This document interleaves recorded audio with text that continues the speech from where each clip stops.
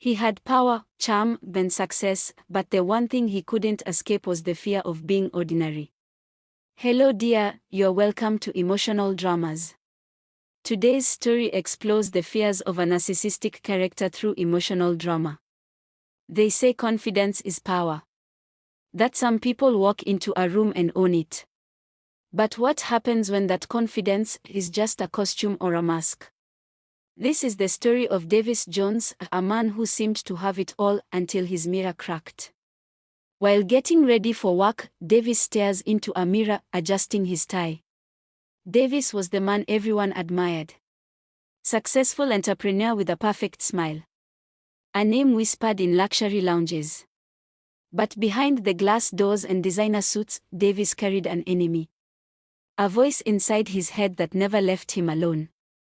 The inner voice once said to him, "Davis, you're sleeping." The lady across saw it. That smirk wasn't admiration, it was pity. He immediately splashed water on his face, breathed in deeply, and composed himself.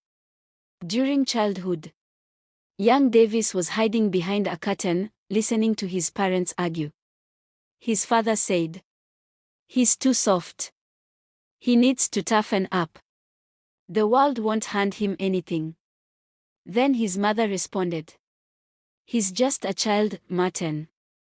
Davis learned early that love came with conditions. Be the best. Or be invisible. He built walls not to keep others out but to keep the shame in. Back in his office, Davis fires an employee over a small mistake. The employee pleaded, "I was just trying to help. It wasn't meant to offend you." But Davis coldly replied, "And yet, you did. Pack your things." To the world, he was decisive and powerful. But deep down, he feared exposure. He thought, with a single mistake, and the truth might show. Beneath the confidence was the fear of not being enough. Flora was a friend of Davis. She was warm and grounded. While on a date with him, she challenged Davis's ideas. Gently, Flora said, "Davis, you know, it's okay to be wrong sometimes." Davis, with a tight smile, responded, "I'm not wrong. Just misunderstood." Flora was different. She didn't fall for the charm, she looked beneath it. And that terrified Davis. Because love meant vulnerability. Vulnerability meant risk. Later that night, in a dark room, as Davis was drifting off to sleep, the voice inside his head began screaming. "You're not special. I see you now. You're just a scared little boy pretending to be a man." Davis woke up screaming, "No. I am someone and I am special." His greatest fear is being ordinary. Because for him, ordinary meant forgotten. And he'd rather be hated than be invisible or forgotten. When Flora has had enough, she packed her things and confronted Davis. "You don't listen. You twist things. I'm not your mirror, Davis. I can't keep reflecting your fantasy." But Davis responded, "You're abandoning me, Flora." Flora replied, "No. I'm setting myself free." Rejection wasn't just painful to Davis, it was shattering. Each goodbye felt like proof that he was unlovable.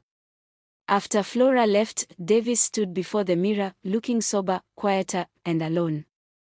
He still wears the suit. Still walks tall. But the man inside is different. Not healed, but honest. Davis spoke to his reflection, saying, "I'm scared. Of being seen, of being normal. But maybe that's the first truth I've spoken in years. Narcissists do not just fear being weak. They fear being seen without their mask, they fear exposure.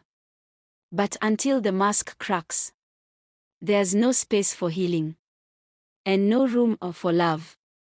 If you have recently walked away from an abusive relationship with a narcissist, please remember. You are loved.